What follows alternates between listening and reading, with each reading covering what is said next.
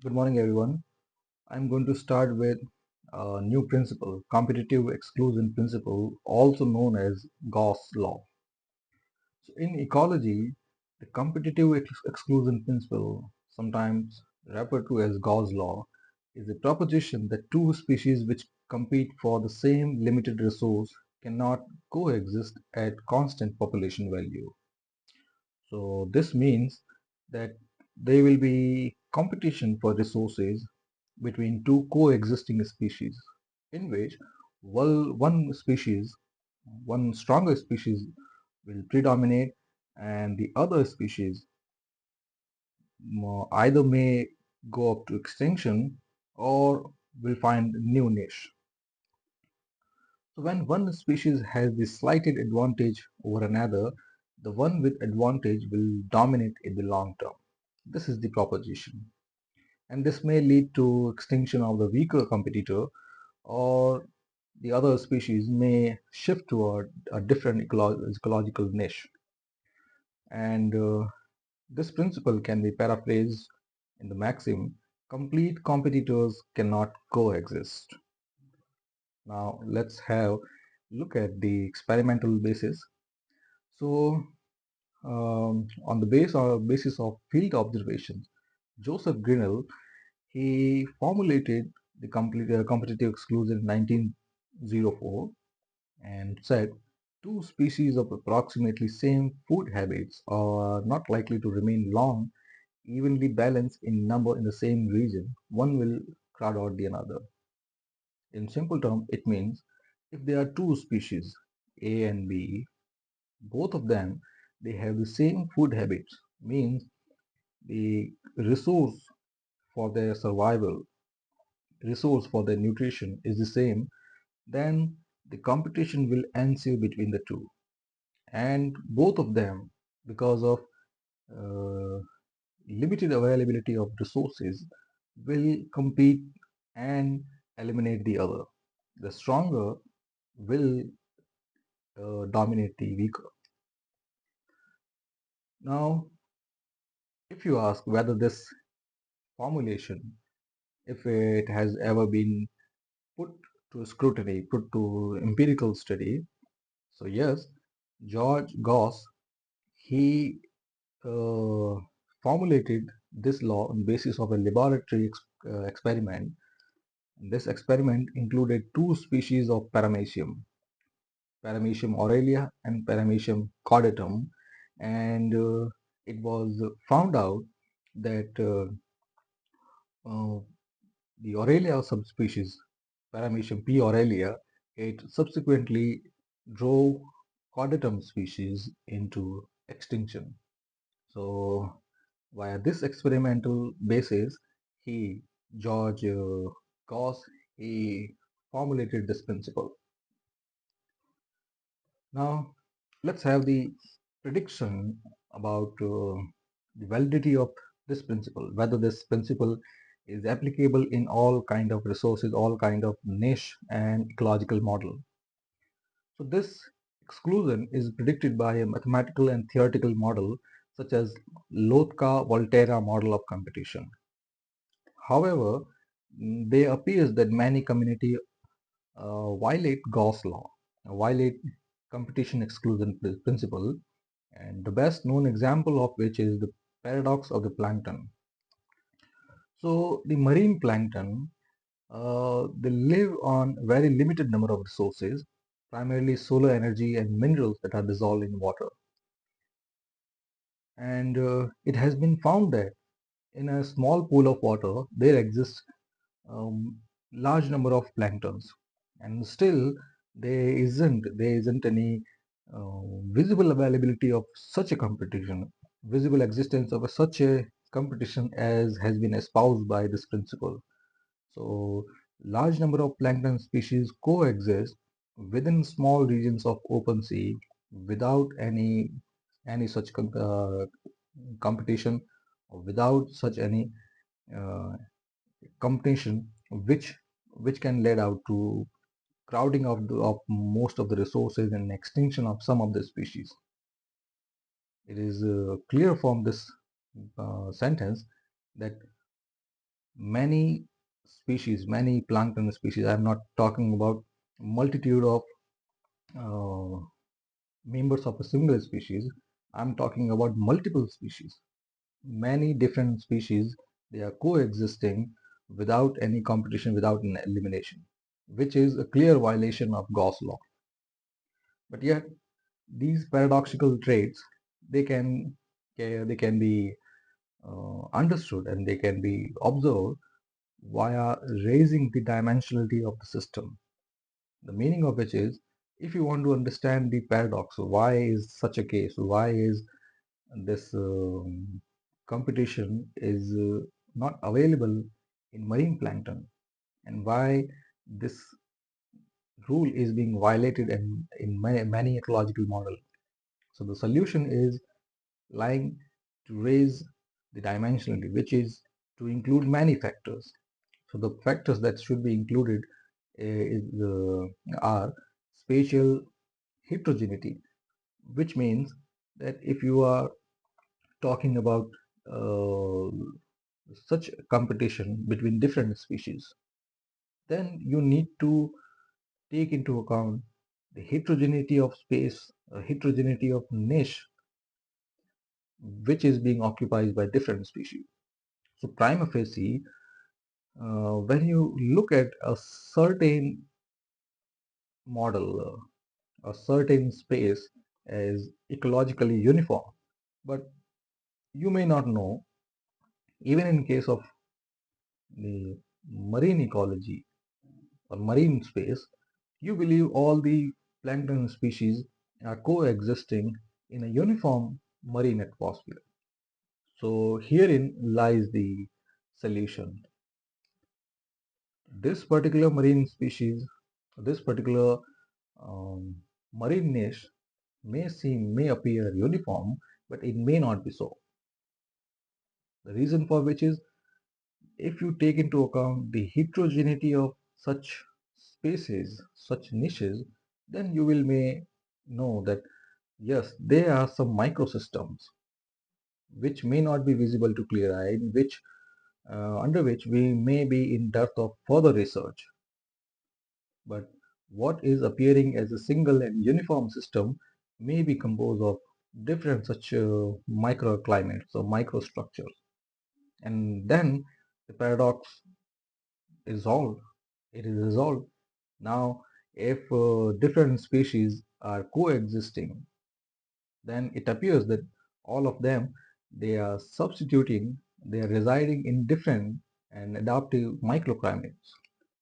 So this factors have been taken into account, can solve this paradox. Then tropical interactions. This is also another level, because you are looking at a system obliquely, which means from outside. But this system has many levels. The interaction of this system, or the interaction of members of this system, may happen at multiple levels, which may not appear that clearly to naked eyes, or to researchers without in-depth research. My point is, let's say the same climate, marine niche. Now you are looking it from outside. You look at a water body and you see different red, yellow, green, pink, uh, different species with multiple flowers, different species that are tall and floating. And then there you see some cauliflower like bunches. Then you see some hedges, some very thin grasses, somewhere some very thick grasses. And while looking at it, you came to conclusion that all of these different varieties, different species are coexisting, and this appears to be violating the Gauss law. But this is not so. First, as I've said, by spatial heterogeneity, all of them, they are accommodating, they have adapted to such microclimates which are not visible to naked eye, and which need further research. But then you are seeing it in one dimension only. Now let's just zoom in and see this marine level in different tropic level. So you are looking at surface.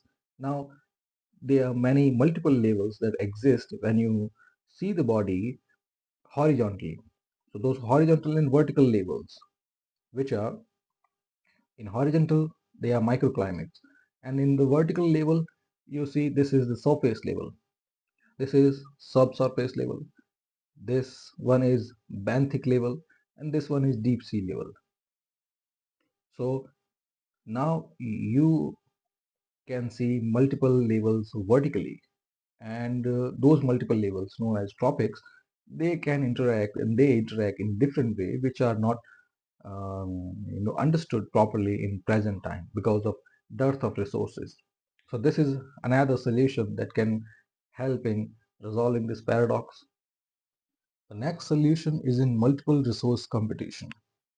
So here another paradox or another problem with the way things are seen.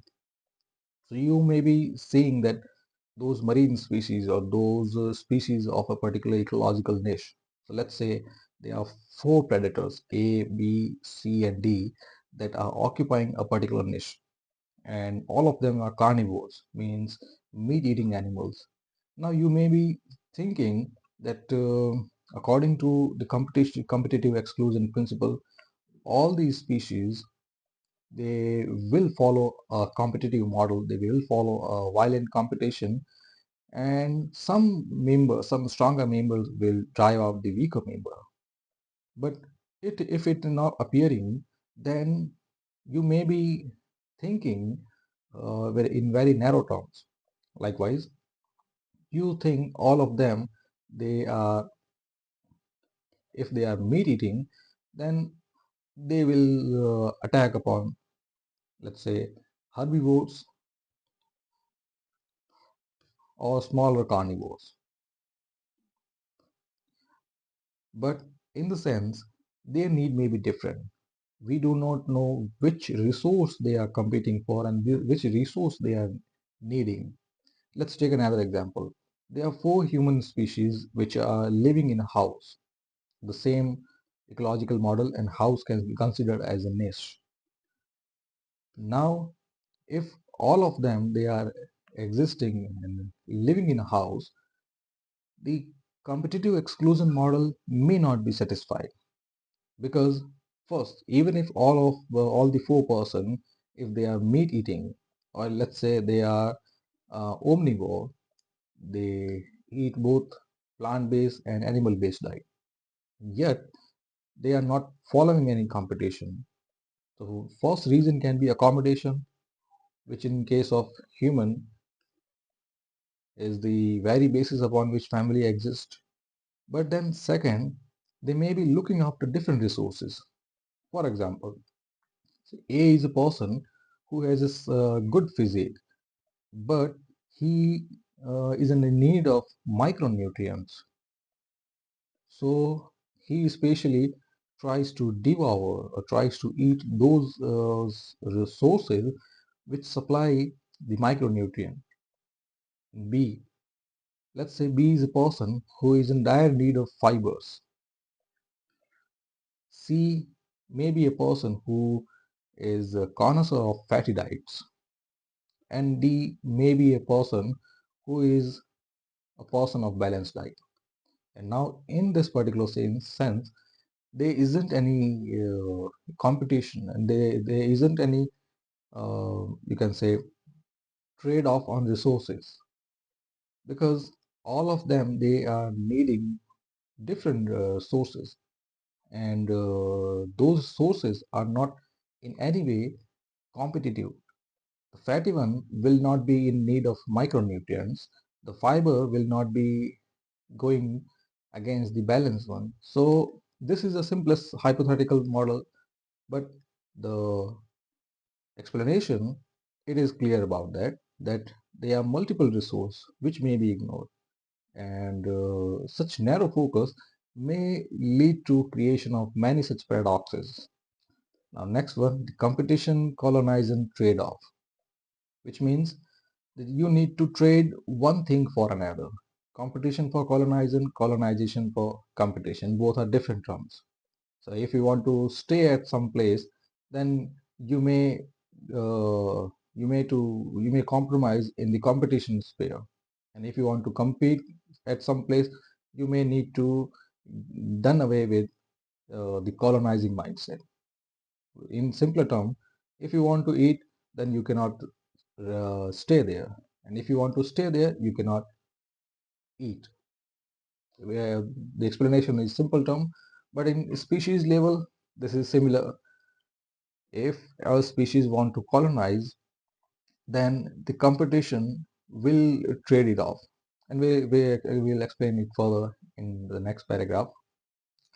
Then the next problem with this theory is that it supports an unlimited number of species, whereas any community, any ecological niche contains just a handful of species.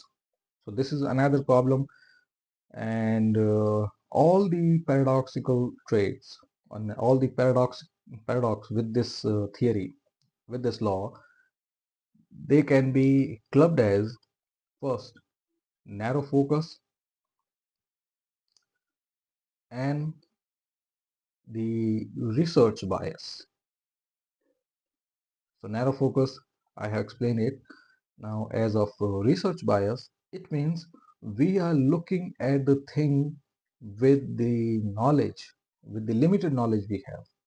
So, but nature, it exists according to its own term. You cannot bend nature according to your frame. So there lies the whole dilemma or the whole paradox. But because if you want to see nature as the way you want to see, then it may be problematic, because we are here to research.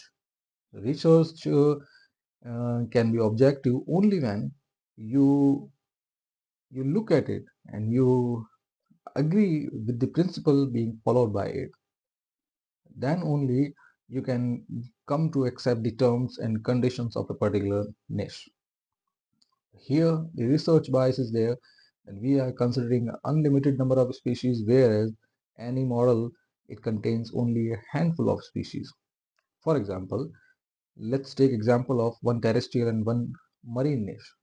So in marine ecological niche, in any small area, niche means area,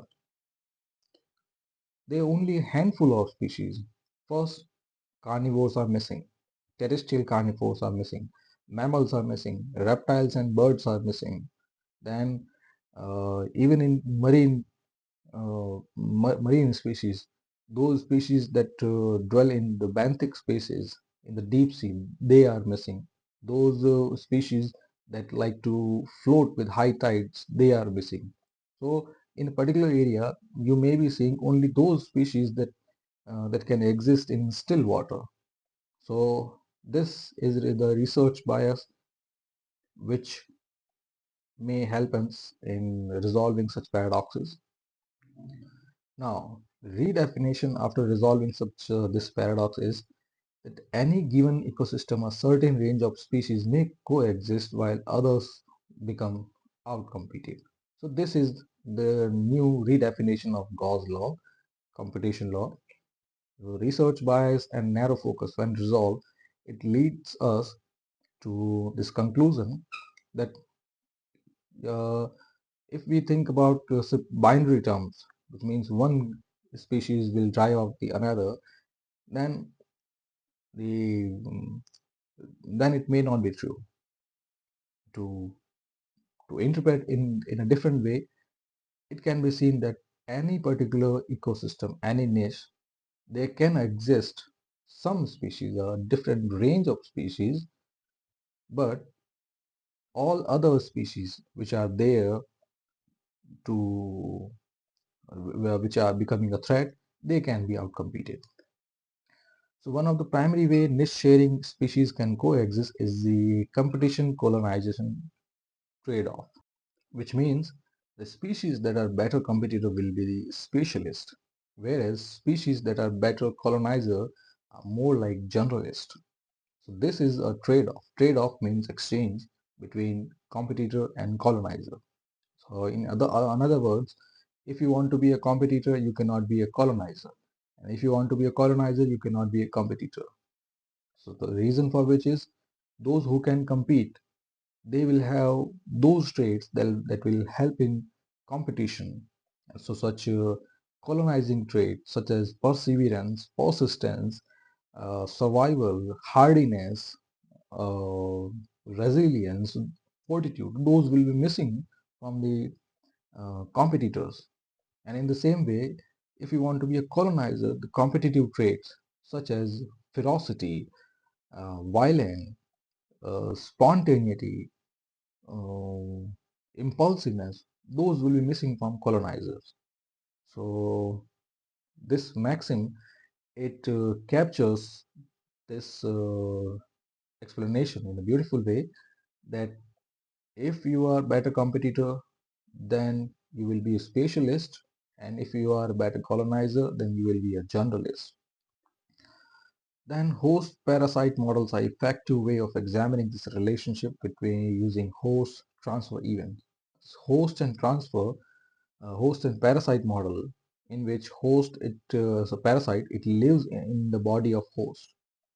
So this is another way in which the two can coexist, in which parasites, it gets its nutrition from the host, whereas host, while providing nutrition to the parasite, is also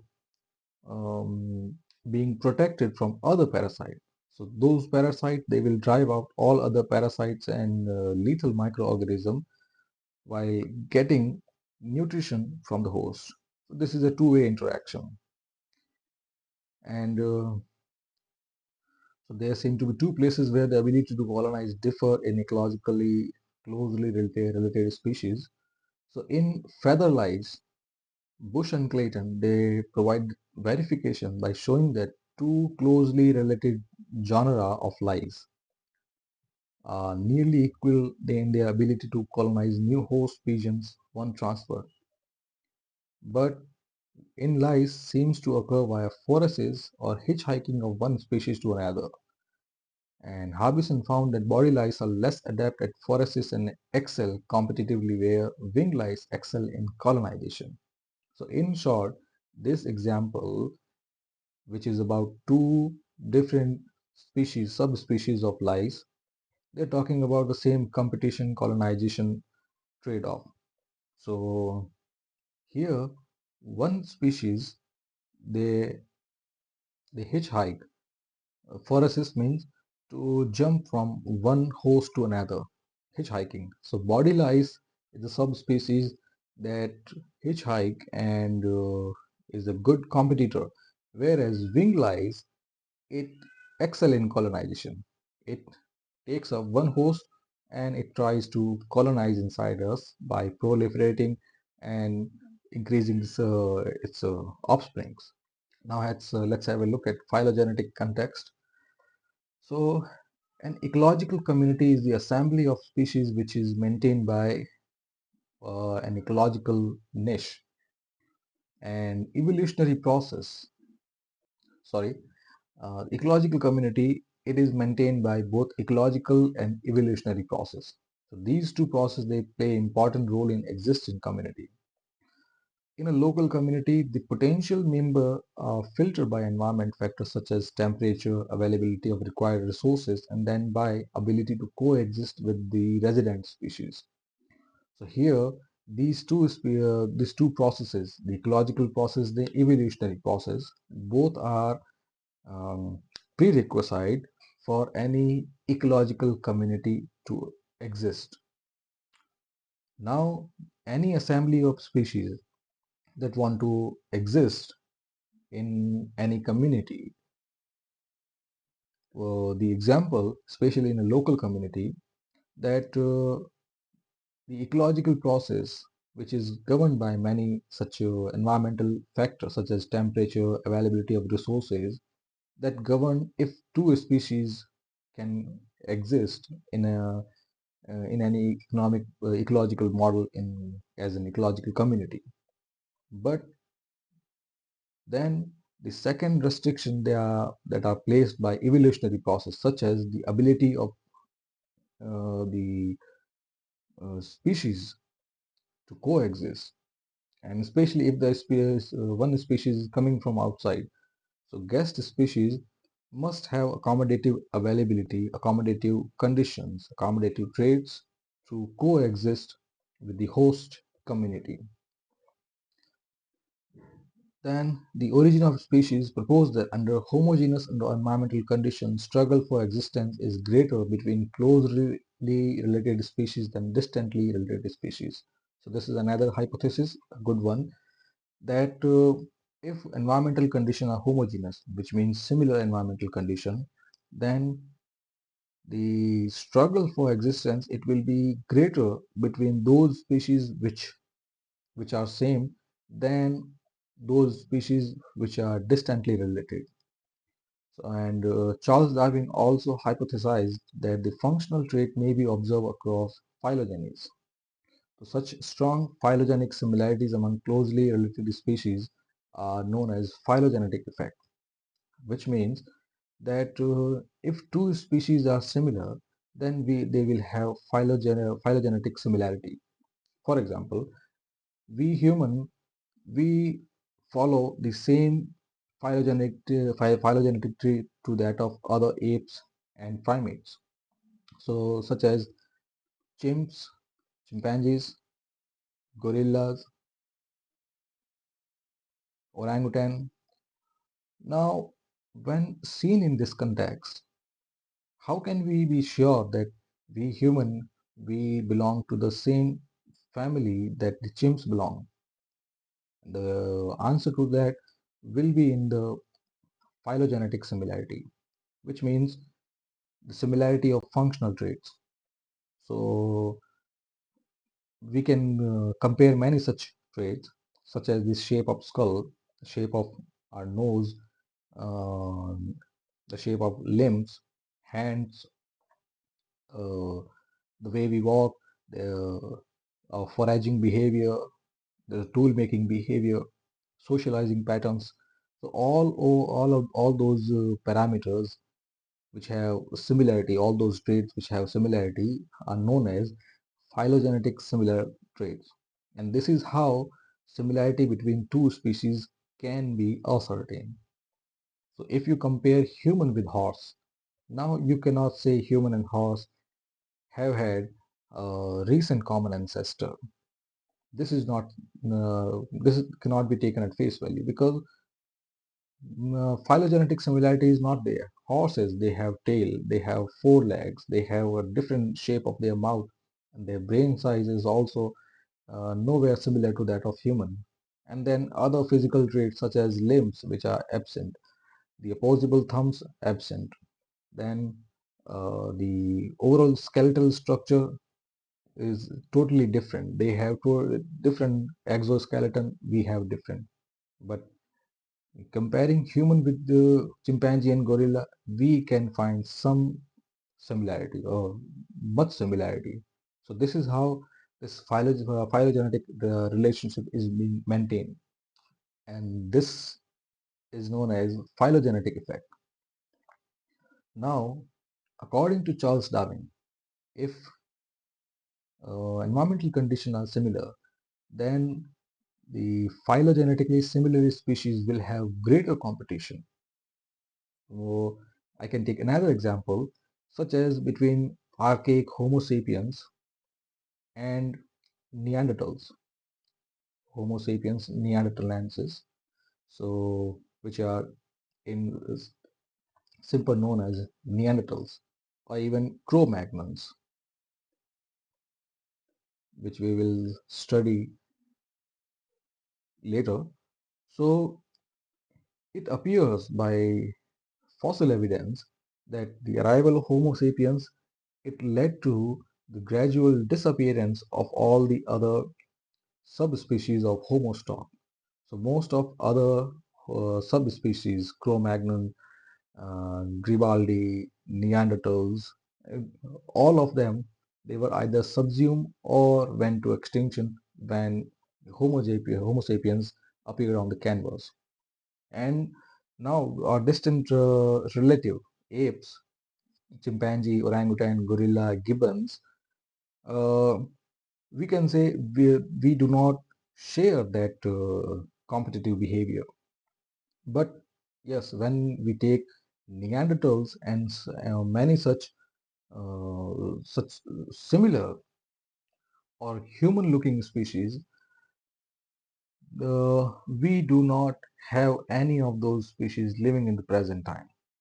So, which shows that yes, competitive exclusion principle works certainly, and Charles Darwin was right when he postulated that yes, this competition between phylogenetically similar species is greater than the distant one.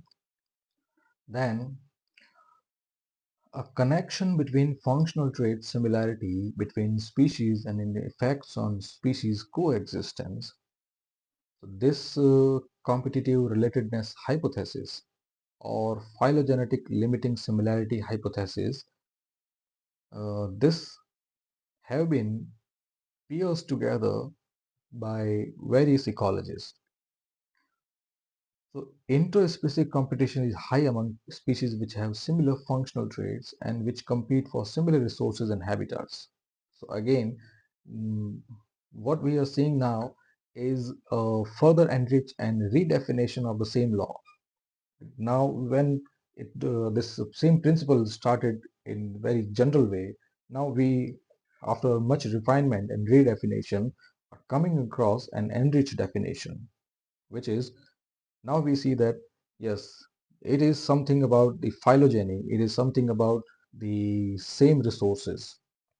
So again, this uh, competitive relatedness hypothesis or phylogenetic limiting similarity hypothesis, it says that interspecies competition among those species which have similar functional traits is greater, because if they have similar functional trait, similar phylogeny, then their demand for resources and habitat will be same, such as if it is between ape versus ape, like say it is between one group of chimpanzee with the another group, or it is between chimps and gibbon. So well, chimps and gibbon cannot be ascertained because their habitats are different. Chimps are terrestrial animal, whereas gibbons are arboreal, which means they dwell in tree and branches. So this competition will not be there, so they can easily coexist. But if we take another example of ape, chimpanzee versus gorilla. Now, because of resource constraint, if these two species are taken together, now both of them they are terrestrial species, and both of them they are genetically related, phylogenetically similar. They have similar food resources. So then there will be this said hypothesis, and the competition exclusion principle will be given a picture here. And hence, this interspecific competition, because of phylogenetic similarity, will cause reduction in the number of closely related species and even distribution of it, also known as phylogenetic overdispersion. And I have given you this example between archaic Homo sapiens and Neanderthals. So the meaning of this reduction, this term phylogenetic overdispersion, means that phylogenetically similar species, because of this interspecific competition, will have a reduction in our distribution in their frequency. And how is that so?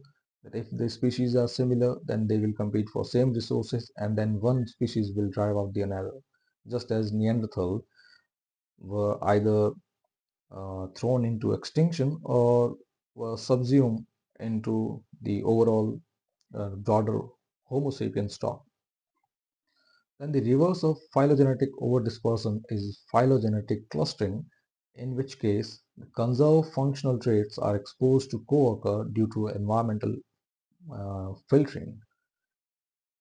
And this means that there is an exception to the law of phylogenetic overdispersion, which means if two species are functionally similar, then they can coexist because due to environmental filtering or due to natural selection. And example is given here that in a small plot of Borneo forest, it contained closely related tree species, which means that phylogenetic similarity is favored by specific environmental factors, which is known as phylogenetic clustering.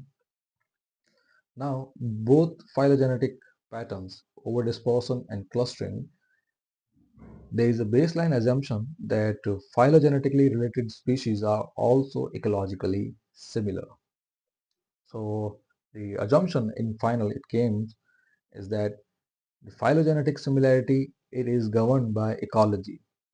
So if ecology is similar, it will lead to phylogenetic similarity. Now the elements of competition or coexistence is a different matter.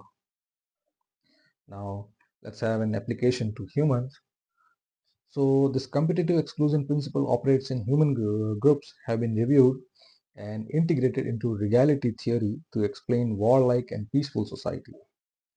For example, hunter-gatherer groups surrounded by other hunter-gatherer groups in same ecological niche will fight, at least occasionally, while hunter-gatherer groups surrounded by groups with different means of subsistence can coexist peacefully. Yes, a good example. So, in simple term, it means if hunters are surrounded by hunters, one species, one family of hunting tribe, if it is in proximity by other hunter groups, then all these groups they will fight among one another. So you can see this in various northeastern tribes, various central Indian tribes, in which all of them, because of the same model of subsistence, same model of occupation, which is hunting, they are going to fight among themselves, at least occasionally. But if you take example of the Nilgiri tribe, such as Toda and Kota, Toda, Kota, and Girula. Now these three tribes, they are peacefully coexisting among themselves because of they have different occupations. Toda, the pastoralist, the animal domesticators, Kota, the agriculturist, and Irula, the hunter-gatherers. Now these three tribes in the Nilgiri regions of Tamil Nadu, they have been existing peacefully, and uh, their tribes have been studied by many anthropologists for such a peaceful existence. And even Toda and Kota have a functional and working exchange relationship, whereas Toda provide Kota with various dairy products, whereas Kota tribes they work in their farms and help in their other food needs. This is the meaning of it, and the whole theory can be defined as regality theory. Then another recent application in his work Historical Dynamic, Peter Turchin in the so-called meta-ethnic frontier theory, wherein both rise and eventual fall of empires it derived from geographically and politically colliding populations. So accordingly, boundary regions in which the competition exclusion principle applies are supposed to be key to human ethnogenesis. So this meta-ethnic frontier theory, it talks about the border regions between two civilization or two human populations. So two such population similar if they are coexisting together.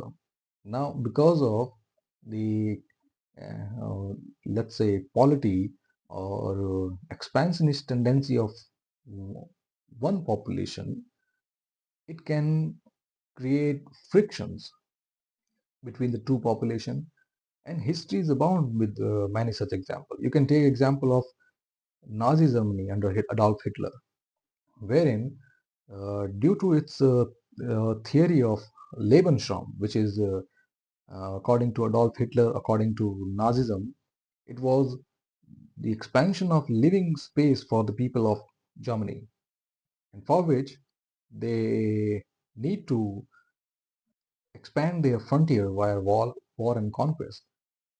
So, for this matter, Adolf Hitler he led into an expansionism, which finally culminated in Second World War. So, this expansionism, this frontier theory, it means two things. It can take two forms. First, the larger and more powerful empire will eat away smaller ones. This one is first. Second, even if it doesn't, the people who are residing, people who are living in the border regions, in the border between the two empires and their own border, these distant area, they will lead to ethnogenesis. Ethnogenesis means creation of new ethnic group or creation or emergence of new ethnic groups. So such ethnic groups will emerge at such border regions, and they will further, they definitely they will seek out their own independent existence. The summary of it has been given. So Asabiya is a concept from the writing of Ibn Khaldun, which Tarzan defined as the capacity for collective action. So this meta-ethnic frontier theory is meant to incorporate Asabiya as a key factor in predicting the dynamic of imperial agrarian society, which is how they grow, shrink, and begin. So Turchin, he posits that multi-level selection can help us identify the dynamic of asabiya in groups. Asabiya means collective action.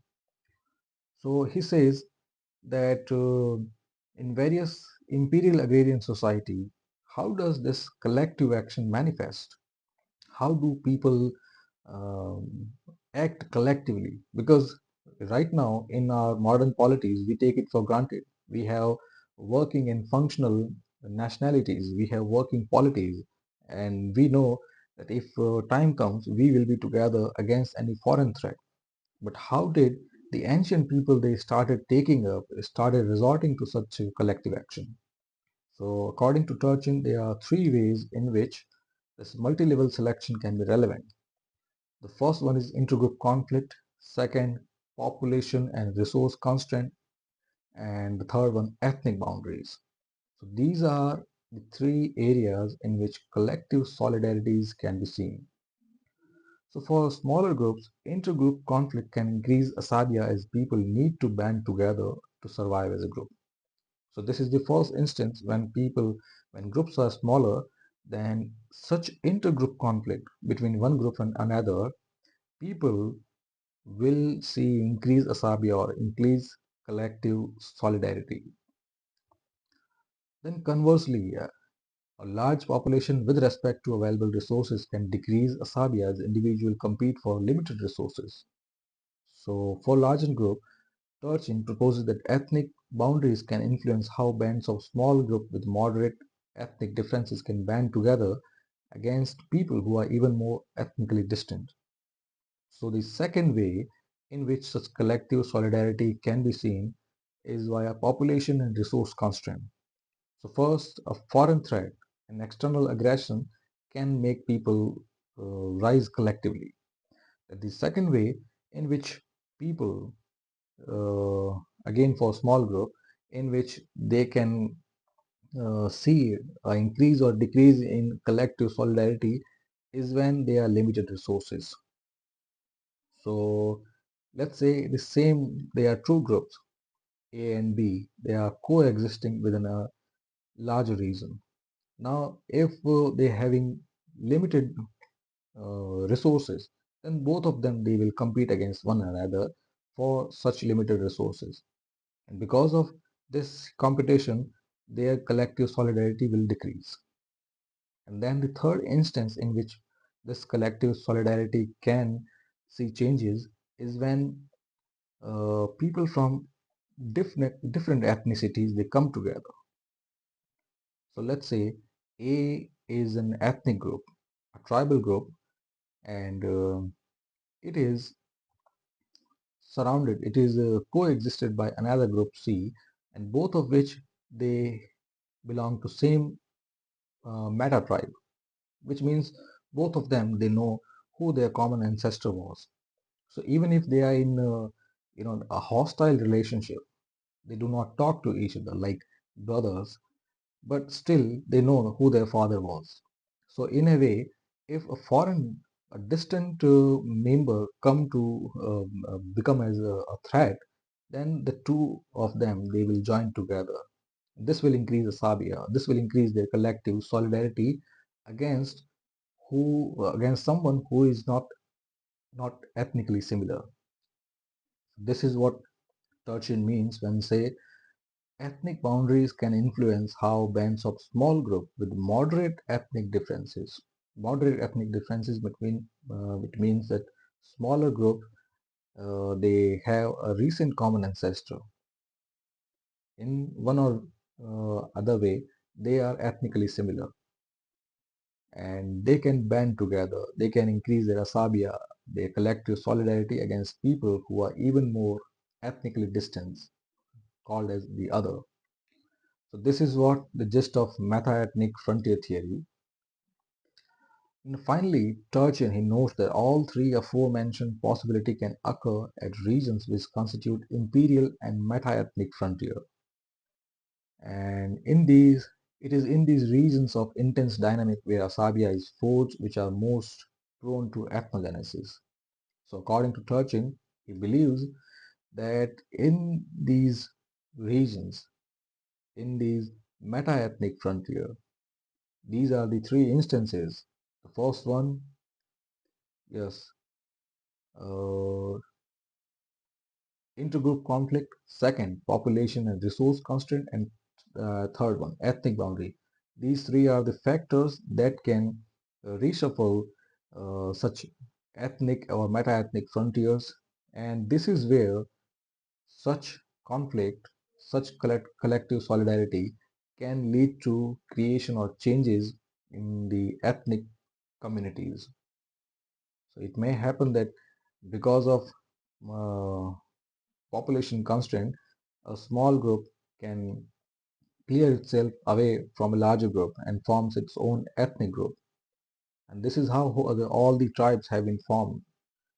And this is how those newly smaller tribes they trace their common ancestor. This is the whole dynamics of the tribal existence, which in the mainstream may have taken form of caste and various classes, but we are talking in anthropologically and socio-culturally manner. So this is it. Thank you very much.